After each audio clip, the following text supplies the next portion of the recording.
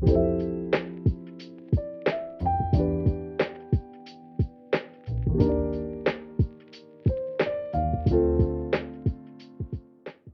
name is Alana, and I use they, them pronouns. And my name's Jessie. I use she, her pronouns. And we're making menches. Making Menches is your home for queer, anti-Zionist Jewish ritual, radical education, and community. Today we are talking to Ezra Starr and Jen Deerinwater. Ezra, also known by their drag name Neurocosmos, is a queer, anti-Zionist, disabled drag artist in DC and one of the organizers of Disability Divest. Jen is the founding executive director of Crushing Colonialism. Crushing Colonialism is an Indigenous-led nonprofit that uplifts and supports Indigenous people through arts, media, and traditional storytelling. Jen is a fellow organizer of Disability Divest. Jen will join us for the first part of our conversation about Disability Divest, and then Ezra will take us through some of their drag king work. So, Thank you both for being here. I'm so excited to talk to you today. Me too. Thank you for having us. Yeah, thank you. So to kick us off, Ezra and Jen, in whatever order you would like to speak, could you tell us a bit about yourselves and your individual work? Thank you for the lovely introduction. I'm a drag king neurocosmos, or the flaming drag autist of DC. I've been performing for almost 2 years. I'm autistic, multiply disabled, transmasc, arrow nay spectrums, anti-Zionist Jewish, white, working class. Drag king here to tell stories of liberatory disabled trans futures. I produce and host Disabled Delight, DC's first openly all-disabled drag show. I used to work in internships at disability rights nonprofits before transitioning to art activism, and was formerly a board member / access co-lead of a synagogue. I've helped people create explicitly anti-Zionist Jewish ritual space in DC, and I want to pass that off to Jen. I'm Jen. I am an enrolled citizen of the Cherokee Nation of Oklahoma. I am a freelance journalist. I cover a lot of different beats in a very intersectional way: climate, environment, indigenous issues, racial justice, reproductive justice, and disability justice. I also am the founder and the executive director of Crushing Colonialism. We work to uplift the voices of our indigenous people through traditional storytelling. In a colonial world, that means arts, crafts, and media. We work to move professional resources to our people. We have a quarterly publication, all Indigenous ran and independent, that's called The Magazine, or La Revista, because we also run it in Spanish.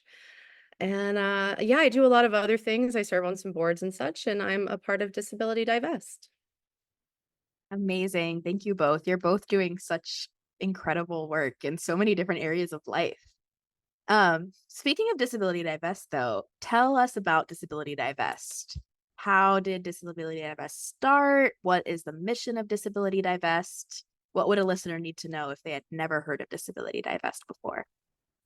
Yeah, so Disability Divest, our mission is to support the movements for free Palestine, Congo, Sudan, and all other land back movements, and advocate for an end to U.S. disability rights organizations, partnerships, and sponsorships with weapons manufacturing companies, the banks financing them, and all other corporations supplying settler colonial states and military powers perpetrating genocide. Our vision is to centering that disabled liberation equals decolonization. Like, we started because July Disability Pride Month was coming up, and one of my co-founders expressed to me that she felt deeply wrong engaging with Disability Pride Month as a celebration when disabled Palestinians are being murdered and mass disabled by the Zionist entity. I suggested to her, similar to pinkwashing, how about we look into how connected disability rights orgs are with war profiteers? And when we did research, and we realized how deep that was, we realized we couldn't just sit on knowledge like that, and we had to do something. We reached out to other incredible disabled activists, such as Jen, interested in planning or amplifying our concept, and it grew into a collective from there. Thank you so much for giving us that background about Disability Divest. Tell us about some of the things that have been going on during Disability Wrath Month and where that name came from because it's brilliant. Yeah, Disability Wrath Month like came out of we did not feel like celebrating this month, and because that felt hollow, disability wrath is more aligned with how we feel about the state of our planet. While joy and celebration is necessary in all liberation movements, it shouldn't be used at all to hide the horrors under a coat of paint. Rage, when channeled into collective action, is essential for collective liberation. Like, Jen, I would love to hear how you're connecting with disability wrath. Yeah. Well, I think most people who've read my writing or heard me speak know I'm just angry about everything. I joke as a journalist that if you invite me to your party, I'm going to be the one that brings the doom and gloom. Yeah, sorry, not sorry. So I knew some folks that were involved in Disability Divest in the beginning stages of it, and they invited me to come in, and I said, hell yes, this is absolutely in line with my values. Um, I am multiply disabled myself. I'm also queer. And like I said, I'm Cherokee Nation. And, my people, as well as all of the other Indigenous people, the so called US, are still facing an unnamed and unrecognized genocide. How could I sit by, as a Native person suffering this and be silent while others are being just killed and displaced and disabled and at high rates? So I felt like very personally connected to this. And in particular, with the AAPD disruption that we did, I was especially drawn to it because Wells Fargo was the target. And I, as well as many other Native people and queer people, have been protesting and disrupting Wells Fargo for many years. For me, it started with their connection to the Dakota Access Pipeline, which runs through indigenous lands. It's had numerous spills. It's creating health problems, worsening health problems, worsens the rates of missing and murdered indigenous women and people, so many things. And then from there is where I learned that Wells Fargo also funded private prisons and nice detention centers, and they were heavily behind the mortgage crisis that happened a few years back. Well, now they're also one of the banks funding Elbit Systems, which is a weapons manufacturer in Israel.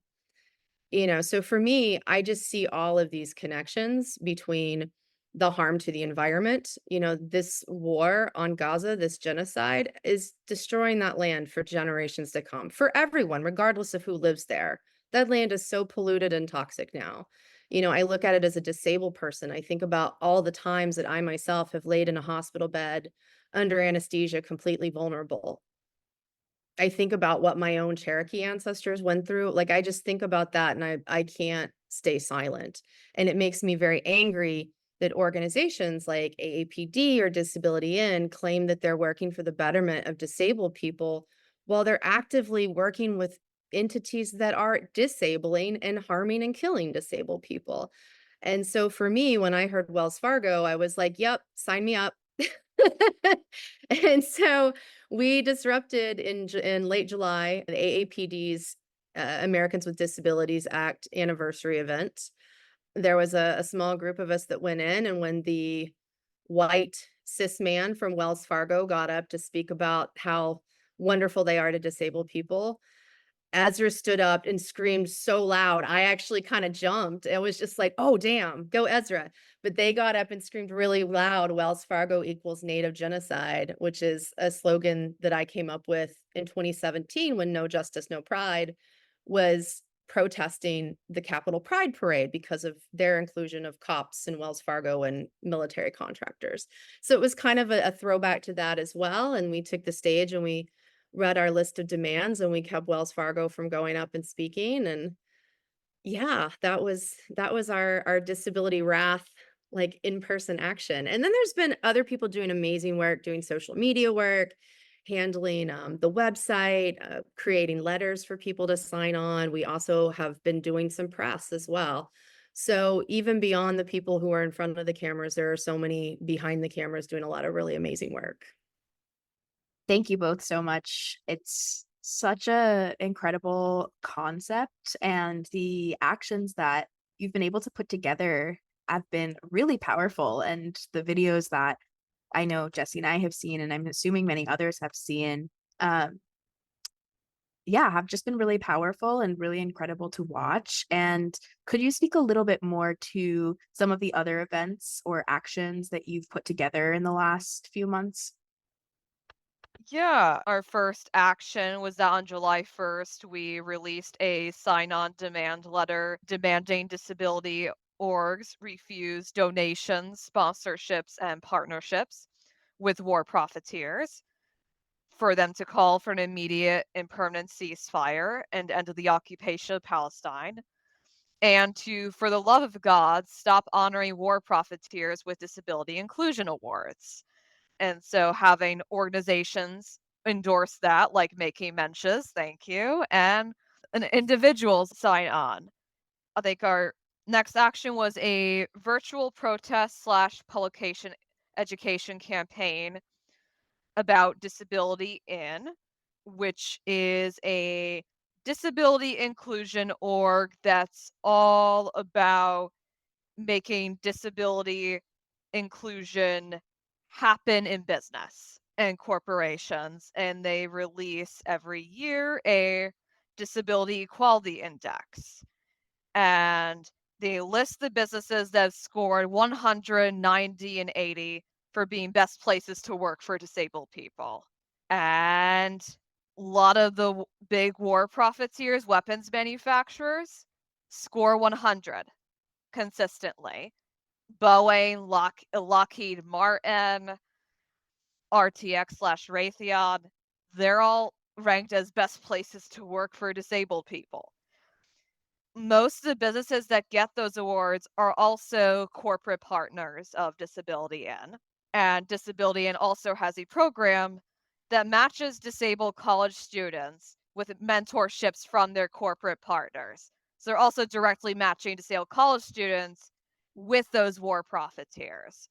So our job on Instagram, since they're holding their conference in Las Vegas and we could not travel to Las Vegas, we did a public education campaign around the 2024 Disability Equality Index and exposing how much of a joke it is. And a letter write a mass like email campaign of like send these letters to like cut your ties, put pressure on them. So that was that, and then the APD action, we disrupted both the in-person part of the event, and the event was also live streamed. So we disrupted that live stream part as well. This is one of the disability rights orgs I interned at in the past. It's considered by many to be the main disability rights org.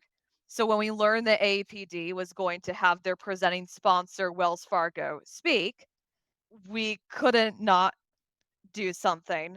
And Jen was really the person who ensured that this action's connections to a free Palestine were intertwined with fighting for the freedom of Indigenous people on Turtle Island. Interesting little tidbit about what happened with the virtual disruption of the AAPD event. We recorded the virtual stream, and you can hear the AAPD in the background, the people saying, we don't want them on the camera. We don't like cut the ASL interpretation. They just ended it entirely. Yeah, so the people watching had no idea what was happening. Um, Within the space, it was interesting. People did continue to sign. There was one person that got up that I think may have even just been there as a guest who was signing for us. So there was like, even though we had some pushback from some people in the crowd, there were still people there that were obviously like they agreed with us. And when we were leaving, I noticed a few more kafiyas in the crowd. So it was nice to see that there was some support in there, and I think that that's also good because it tells organizations like AAPD, The people coming to your events don't agree with everything you're doing. And if you're really about the rights of disabled people, then you have to listen to the disability community. And I will say we have more stuff to come where we may be out of July, disability pride slash disability wrath month, but we're not stopping. The genocide hasn't stopped, so we're gonna keep going. Incredible. It's so inspiring. Can you explain the framework briefly of disability justice for our listeners who don't know, who might not be familiar with the difference between disability justice and, say, inclusion or some of these other topics that we're kind of chatting around?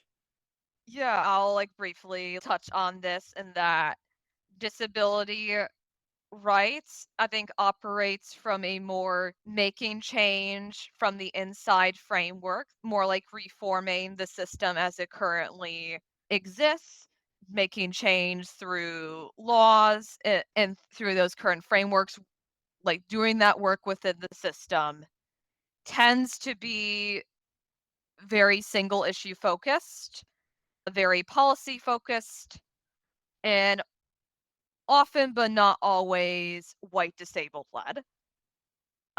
Disability justice was created by disabled, queer, Black, Indigenous, Latina, and Asian working class performance artists in the Bay. And viewpoint very much is from this the whole system is fucked. So let's dismantle and build something so much better in its place that's reflective of who we are. I think the last thing I will mention, this is one of the ways that disability justice and like anti-Zionism are inherently connected, is that, and I'll touch on more like in depth later, is that one of the principles of disability justice is anti-capitalism. At the core, that is one of the central principles of disability justice and liberation requires anti-capitalism. Disability rights, like, views working with the capitalist structure of as important to who they are in order to make advancements for disabled people. So as I say, that's a key difference. I'd like Jen to touch on like the other expansive like disability rights versus disability justice differences. I think one of the other things that really stands out in the difference between these two movements or communities, is that in disability justice spaces, there's more of a mindset that we are all interconnected, which I think is part of where that anti-capitalist framework comes from. The idea is that like, well, okay, maybe I'm disabled now and I need more help, but this can happen to you as well. And we all are interconnected, whether you're disabled or not. We rely on each other, whether it's raising our children. There's just so many ways that our living as human beings is connected to one another. Whereas disability rights is really still, as Ezra said, it's about working in the system. And that means siloing us off into these individual little cubicles and little bitty homes, if you're lucky enough to even have that. It's siloing you off from your community, even from most of your family, except for the immediate family that the government considers your like legal others. So I think that those are another really key distinction between the two spaces, is that one is really about building community and liberation and burning down this horrible system, but building something really great.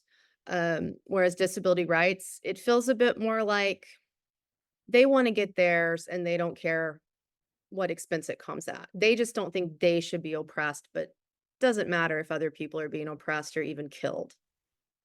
Yeah, thank you both so much for that explanation and that distinction. I think there's so many different terms and words that we use within activist and organizing spaces to describe different things, but sometimes the definitions are really, really essential in understanding like where we want to be pouring our time and energy. And I think it's important that people understand how disability justice uh, is significantly different than disability rights. And also how it engages with anti-Zionism and other forms of anti-oppression. So thank you both. Something that I think both of you might have mentioned earlier that I want to bring us back to for people who may not understand yet or be confused by it is this idea that genocide is a mass disabling event. How might you explain this to someone who has no background in disability justice or in liberation movements? Because there's history with genocide being mass disabling beyond just in the present moment in Palestine. So, if either of you could speak to that idea, that would be amazing. So, genocide, yes, it's there. We know there are stages to genocide. Yes, it starts with just trying to outright murder people, but it eventually moves into assimilation and other areas. But the violence never stops. Um, and that violence can take a lot of different forms. Right now, we're seeing outright war on Gaza, but like I mentioned earlier, that land is so polluted now that that's another form of violence that will continue on. That's a legacy of disabilities and health conditions for everyone that's going to have to live on that land, regardless of whether they are a colonizer or they're Palestinian. We see with indigenous populations, here in the so-called US is one example, those of us considered American Indian and Alaskan Native. And I say considered because that's not the terms we use to describe ourselves, but it's how the data is gathered that I'm about to cite. But it's cited that just a little less than a quarter of us have a disability. Frankly, I think that rate is much higher. I know many people with disabilities that wouldn't call themselves disabled.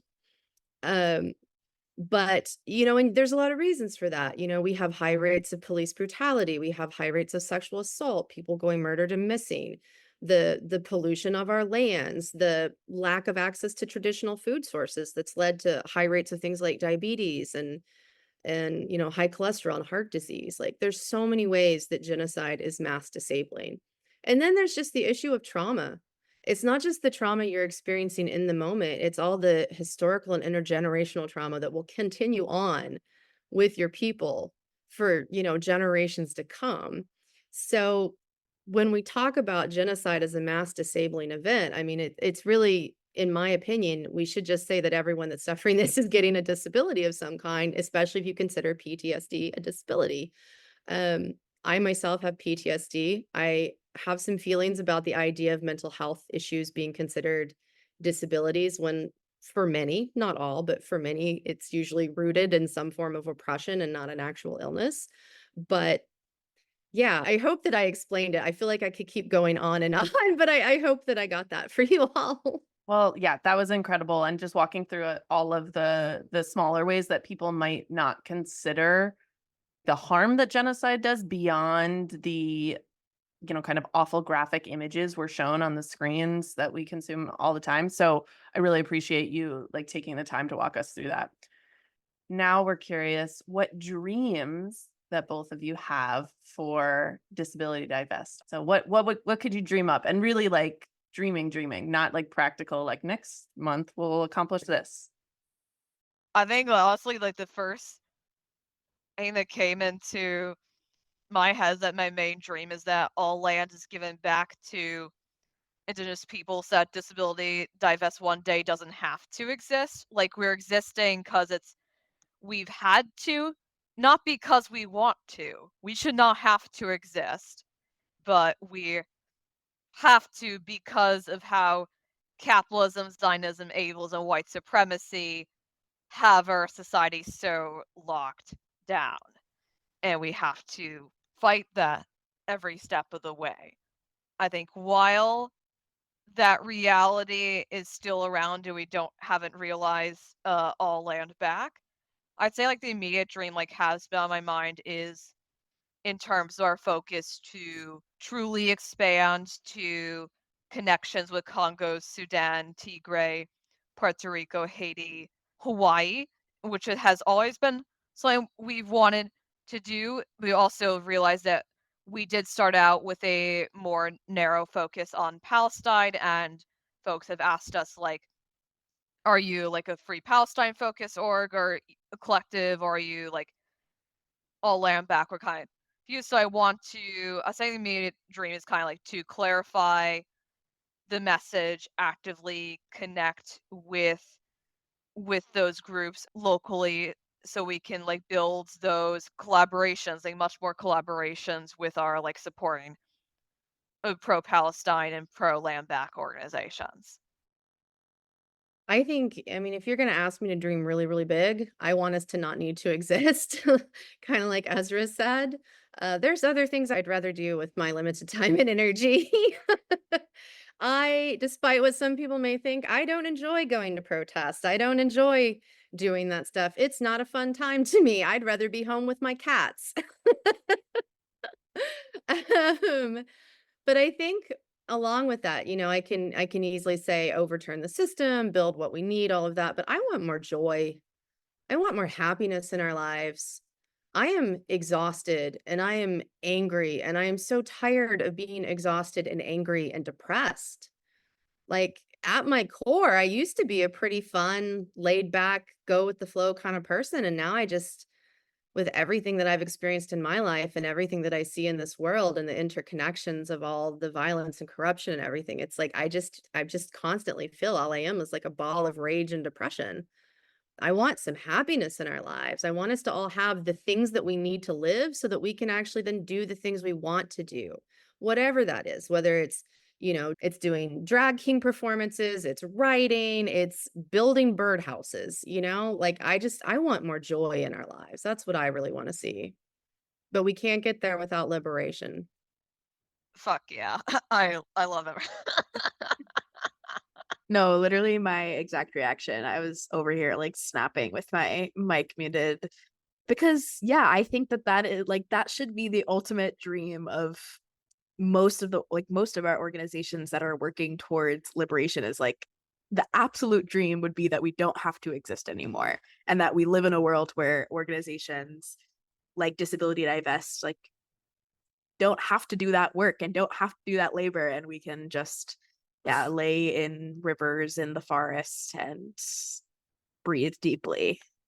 So I think like you both Disability Divest, the work that both of you do outside of Disability Divest is moving us in that direction slowly but surely. I don't know about in our lifetimes. We can only hope that, we all have that opportunity for deep joy that comes with liberation. But I think it is coming through all of the work that you all do and others are doing. Thank you, Alana. Yeah, thank you, Wado. That's very nice of you. Thank you both for sharing with us about Disability Divest. If you all are interested in checking out the work that Disability Divest is doing and getting involved with them, they have an Instagram and a website, both of which will be linked in the show notes.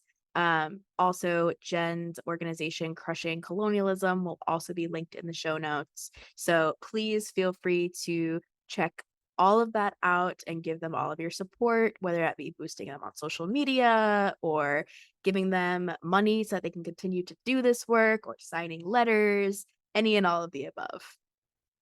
Wado, thank you for having me on. It's really nice to be here, and I'm excited to hear the episode.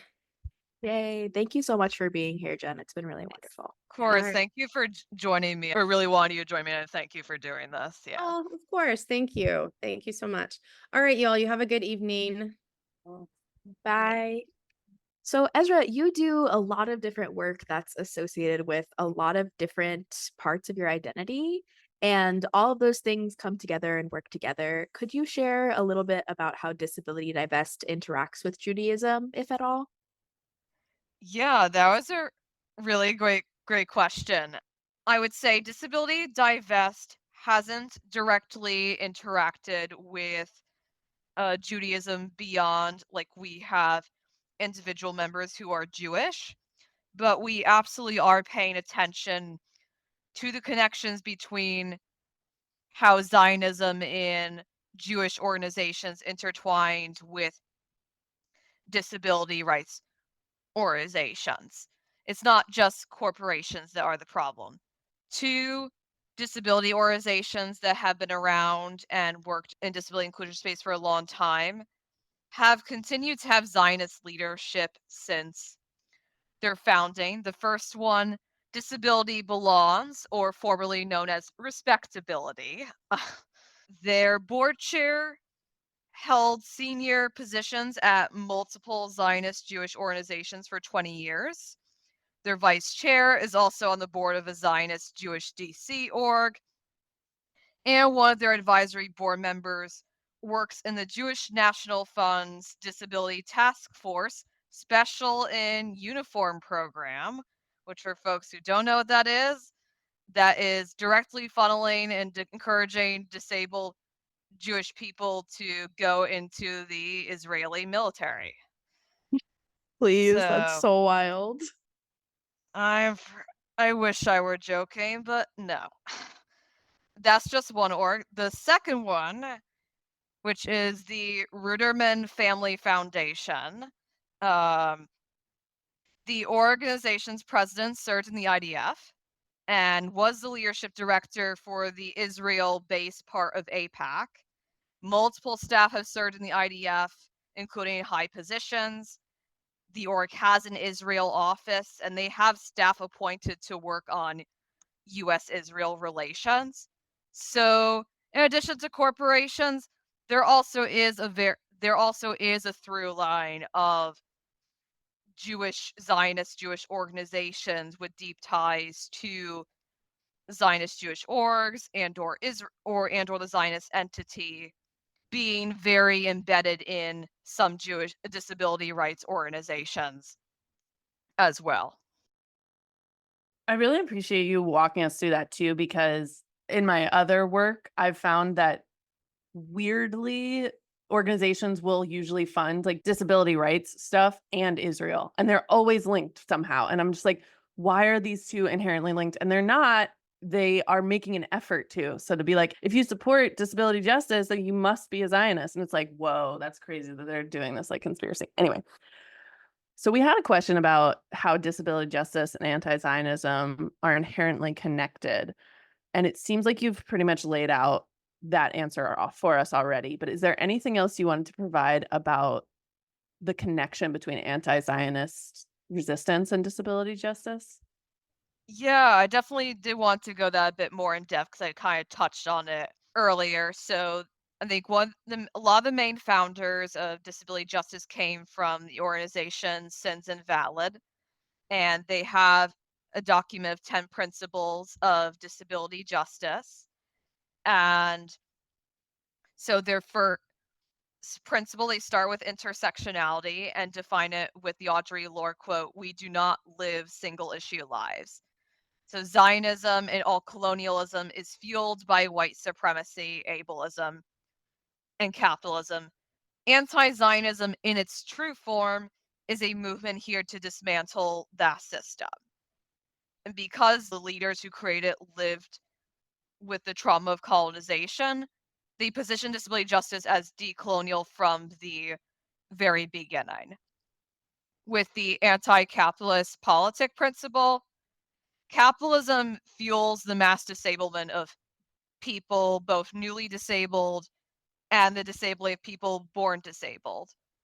For example, I'm an autistic person, and I've been further disabled by PTSD from multiple forms of trauma. And capitalism fuels Zionism. Zionism makes a profit, such as the Google and Amazon Project Nimbus contract giving their cloud data to Israeli military, and banks financing weapons companies. Corporations are contributing to the genocide of Palestinians and creating disability everywhere because they see genocide and mass disablement as a way to make profit. Disabled, indigenous, Palestinian, Black, Latina, Asian body minds, when we are alive, do not conform to capitalism. So when who you are is a threat to capitalism, when who you are does not and cannot align with capitalism's understanding of how the world ought to work, that should require you to have an anti-capitalist politic. One of the core reasons why disability rights orgs selectively adopt disability justice but refuse to commit to all of it is because they're unwilling to be anti-capitalist. I was so invested in what you were saying, Ezra. You were bringing so much information and research to the table. I really appreciate that. And I think those connections are really important for people to start to make. I think it's one of the things that I feel like I noticed the most is like anti-Zionism is really almost an outlier for people, like people who have otherwise leftist or at the bare minimum like liberal or progressive politics. will be like, "Oh, I support disability justice and I support like um the movement for Black Lives Matter, or I support like this, that, and the other thing, everything except like when it comes to Palestinian liberation or when it comes to being anti-Zionist, and that's like where it stops. And I think it's so important to be like, how could it stop there? Like obviously these things are inherently connected. So like if you are like organizing around in support of disability justice, like you would have to also be anti-Zionist. You can't be one and not the other. So yeah, I think that's just like a really important point. And I think like having some of that like information and research fleshed out for people is really important. Um, okay. Speaking of the way that, things interact with each other, we're gonna pivot a little bit to some of the other work that you do that is so wonderful. Could you tell us about being a queer anti-Zionist disabled drag artist? Like how do drag and Judaism interact? How do those identities sort of inform each other, if at all? Yeah, tell us what that's like. Yeah. I think drag is the main form in which I engage in art activism. The vast majority of the local drag community in DC is Black, Indigenous, Latine, working class trans people under the disability umbrella in some form, which means most of us are for a free Palestine. I became Neurocosmos because multiple drag artists, most of them drag artists of color, lifted me up and actively encouraged me to become a drag king.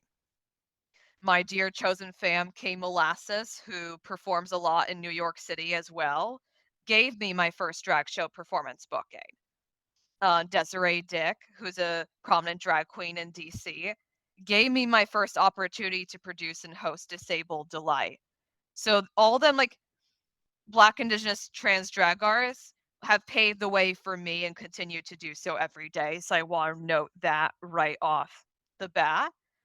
Um, I'm basically working alongside and collaborating with disability umbrella and trans people, working class people, like every time I get up on stage, and I do that because I love it. I think sometimes where the challenges can come is that because the lines between personal and professional like are blurred, there are safety risks in our community. We do not have a minimum wage or like standard workplace protections. So navigating that like also like does further disable me like from a trauma perspective in those ways, because navigating the class issues and the social dynamics of when personal and professionalism are more blurred is a bit hard to navigate socially. In terms of how my drag and Judaism interact, there are a lot of ways. I have worn my tallit on stage and danced with it in multiple numbers I've created. I've done 2 drag acts to Jewish folk music, Ali Helper and Molly Badjgo. Lip synced in Hebrew for one of them. I have a number, which is the Ali Halpert one, where I, wearing only boy shorts and trans tape, bind myself with tefillin and then pour honey all over myself. How I like to do it. And Obsessed the with that. number, I was very inspired by Tefillah Trans, especially like Binya's feedback on like tsitsi like being kinky, or like the idea of like tefillin being like the kinky thing of binding yourself, kinky switchiness of binding yourself to God and binding God to you was kind of the paraphrase of that Tefillah Trans quote. The number I'm most proud of that was created out of rage over the genocide and processing the synagogue fallout.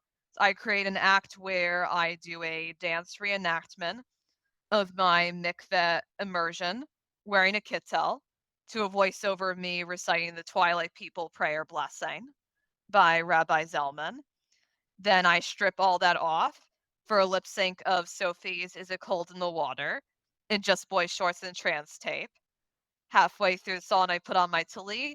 Then right before that final chorus, I put on my keffiyeh, so that I intentionally wear my tallit and keffiyeh together on stage. That is Incredible, Ezra. And for people who are listening, Alana and I have just been reacting with our faces in like the most excited, expressive ways because it's just so cool to hear about the work you're doing.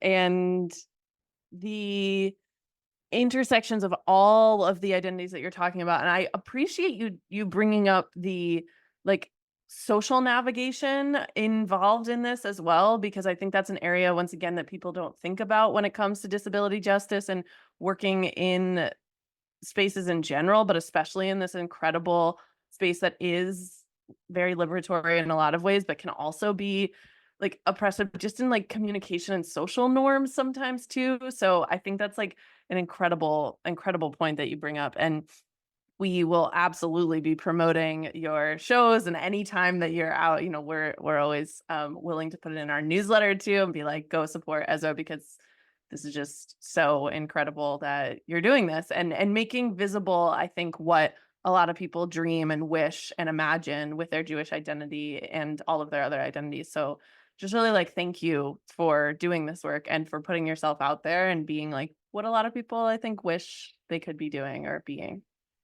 Of course, and thank you so much for that. That means a lot to hear.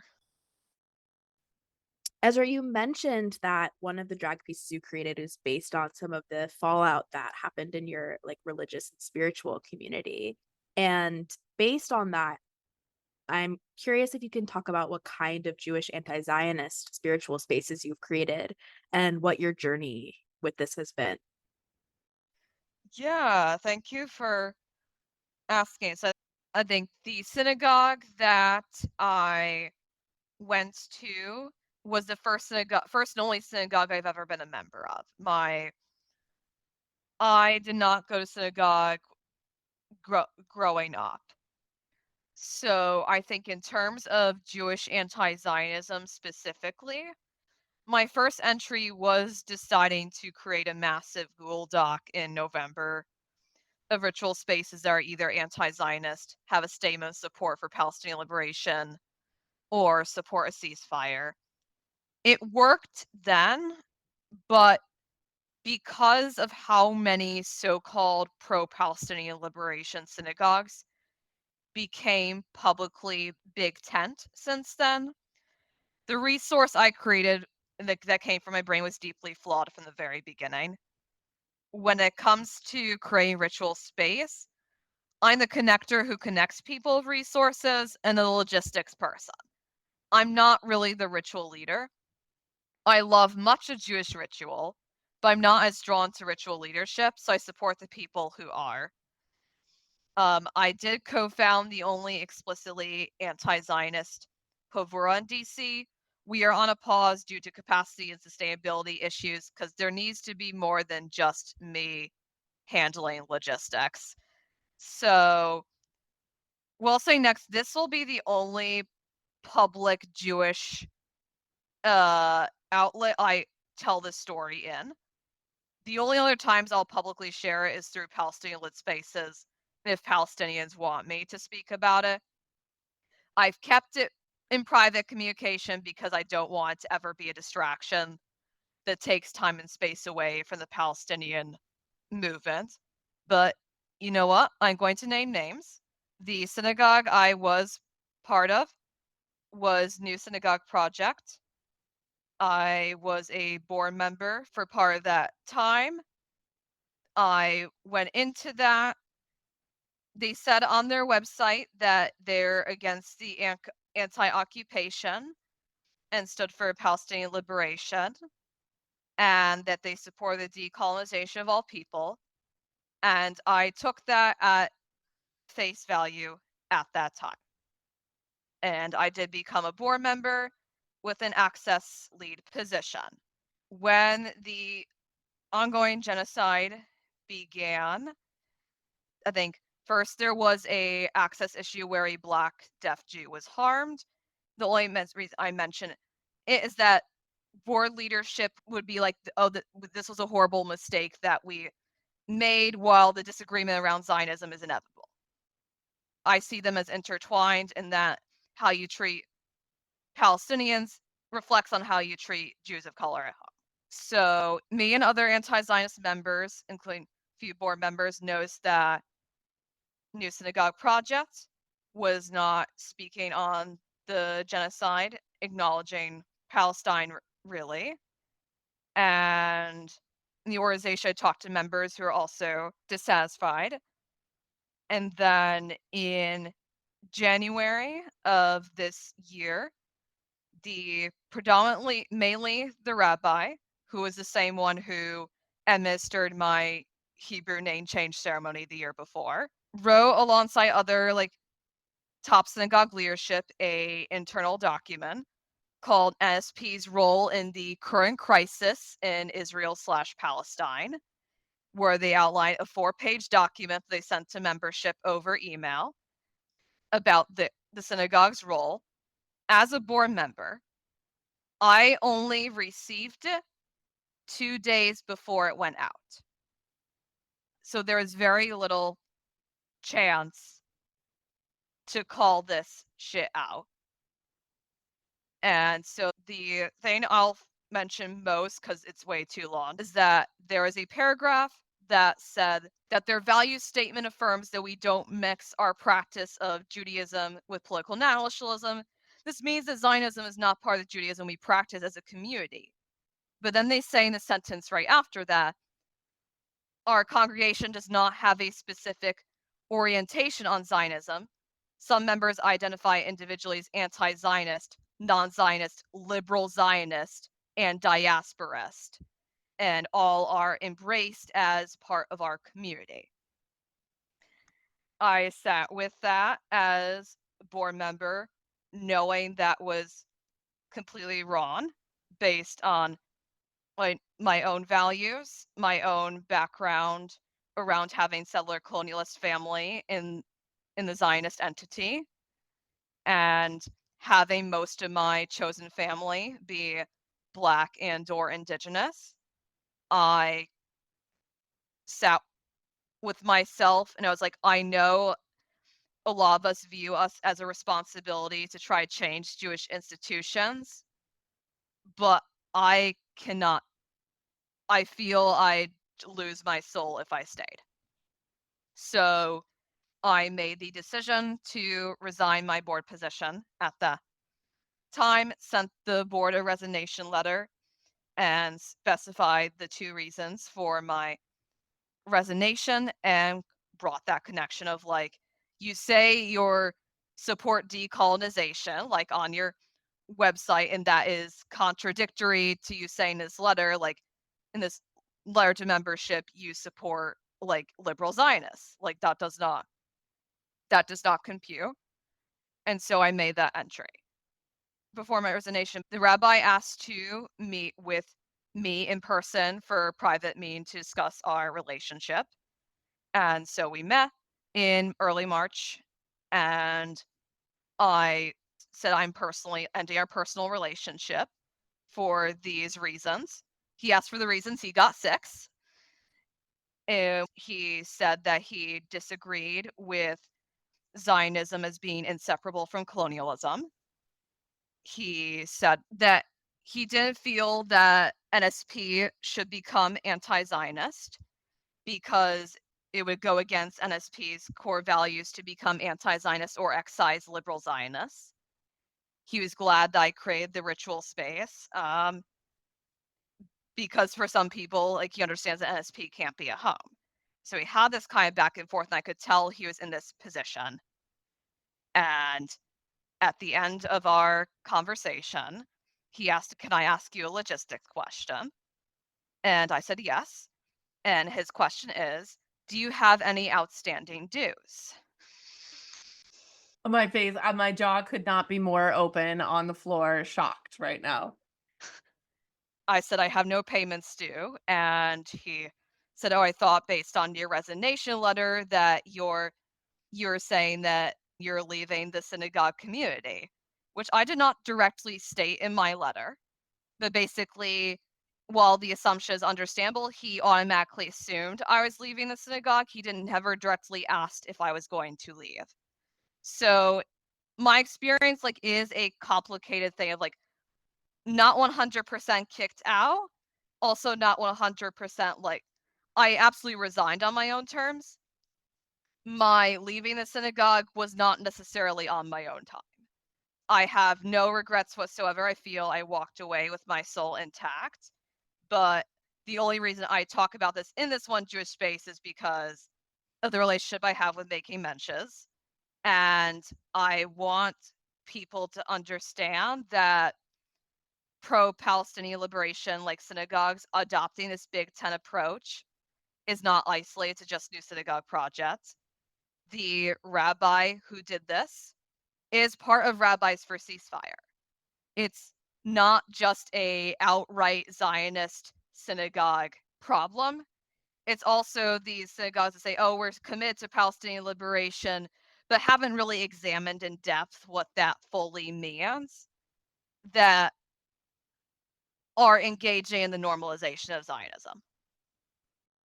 Oh, Ezra, this is incredible. Like, this is, yes, tell us everything because unfortunately, sometimes these spaces thrive off of people not sharing their negative experiences and just assuming, like, I assumed New Synagogue Project was doing, incredible, groundbreaking, whatever. I fell for it too. So, my point is, I'm really grateful when you share your stories because, we need to name that these spaces can be just as oppressive, if not more than some of these liberal or very centrist Zionist spaces. So it's incredibly disappointing and I guess in some ways not surprising, but still hurtful that, you had these deep personal relationships and meaningful connections and so many other parts of your identity might have been able to be affirmed there that it's really upsetting. So Yeah, I think I was the only I so far I have been the only one that I know of who left. Um, I'm not mad at my other anti-Zionist Jews for staying. I think a lot of them are the mindset of like trying we're staying to hold them accountable like for their actions or because the synagogue like has childcare. But yeah, so I think it's both brave to stay if you're actively fighting it and also brave to leave. what a beautiful message though too, and in that you're able to see how difficult it can be for people to sometimes make that choice and that there's validity in everyone's place in the movement, and I appreciate you sharing that, and brave to stay and fight or brave to leave. I like that as like a framing. And in that vein, we do have a question about like if you could leave us with one message, but considering you just shared this like hugely vulnerable and big story, like does not have to be one message, but I'm just curious, metabolizing that and like processing all of that, where does it leave you? Like, how are you feeling? Where are you in your journey? And like, what do you want to leave us with? Yeah, because I think that's both like the message question and like also like another question, Jesse. I think I'm even more strongly anti-Zionist than I already was, and like still would be. I think that experience also helped me like see some of the flaws within like even anti-Zionist Jewish spaces, like JVP in terms of like the strategy and like framework around that. I think if I hadn't had that experience, it would have been more difficult for me to see that. I think in terms of ritual space, like I'm not really sure of where I'm at. I think I'm not the biggest believer in God.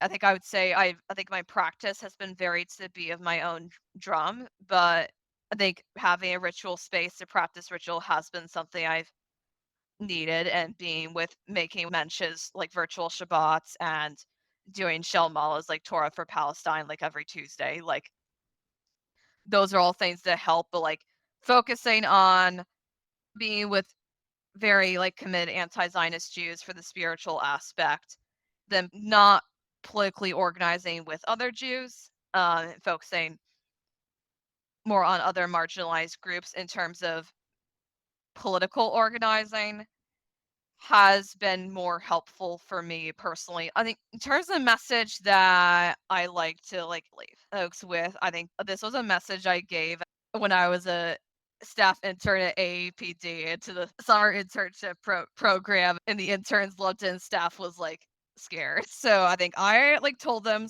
go to where you are loved and surround the spaces that love you back. And I think that is still true. I have a complex relationship with drag community, 100%. I've absolutely experienced further trauma in that community, 100%. And also, they're the community that has come the closest to loving me back. They notice my absence. They compliment how I look, those types of things. They do care about what's going on in my life. Part of why I knew I could make the decision to leave New Synagogue Projects was because I knew that I already have a community to turn to if another community cast me out or leadership like cast me out. With New Synagogue Project, I definitely I got the ritual filled. I connect with other anti-Zionist Jews who have supported me, and I'm very grateful for that. If we're talking about synagogue community, I often did feel disconnected from a class perspective. I was much more working class than a lot of the membership. And I could tell that, if a space casts you out, they can't love you back. Disability rights orgs could not love me back. So I shouldn't focus my time and energy, I think, on that. The spaces that love me back, which has been predominantly drag and giving me opportunities to create disabled space and find chosen family and discover myself. That has been a lot of what I've needed. I feel that love really does need to be rooted in the spaces that you choose and work in. And I encourage people to center if you are loved back fully when you are choosing the areas you're sent of. People are always gonna and communities are always gonna fuck up. And also some communities are capable of loving you back and some are not. And it will be very clear what that difference is. Thank you so much for those words of wisdom. I'm thinking about it in my own life now as you say that. So truly incredible, incredible. Thank you so much for sharing your story professionally, personally, activism wise, and just really opening up the space for being so vulnerable and so important in naming what needs to be named. And we will absolutely be sending out resources and links to everything that you've been talking about. It'll be in our show notes. We'll send out promoting any and all disability divest actions coming up and any shows you want us to promote. That all sounds amazing, and thank you for holding the space down. As I said with the personal stuff, this Jewish space was the one to do it. Sorry, that's the others Jewish spaces, even their anti-size, nah. So grateful you feel that way. And we did not pay Ezra to say this. I just need to put it out there. You did not know that Ezra was gonna say this. No, but I'm very glad that you feel that. No. I think it is important to me. I do not want that situation to be positioned or viewed as drama. So I think the rest of the time, I'll only speak on it publicly if Palestinians ask me to. But I think it's just great to also talk about my drag and doing what makes me happy in that realm of things. I wish saying that go to the spaces that love you and love you back. It wasn't a radical thing to say to activists, but I think it just continues to be even more relevant years later. Yeah. Yeah, absolutely. And of course, I feel like the theme of this episode is we shouldn't have to have these things, but we're grateful for the words of wisdom and the movements that spring out of it. Very fair. Yeah, that's basically it right there. So thank you so much, Ezra. It's been such a joy to talk to you and Jen, and we look forward to more Neurocosmos and Disability Divest information to come. Yes, thank you so much for having me, Jessie and Alana. Also, like, very appreciate like you having both Jen and I to like talk about all these things. Yeah. Thanks for listening to Making Menches. As an explicitly anti-Zionist grassroots org, we don't receive any institutional funding or support. Please consider supporting our work by funding us. You can find the donation link on our website, makingmenches.com. You can follow us on Instagram at Making Menches. We host monthly Shabbats both in person and online, so make sure to sign up for our newsletter, which is on our website, to get updates. Making Menches, the podcast, is produced by Alana Lipkin and Jessie Sander. Intro music is by Nate Sander. Editing by Jessie Sander.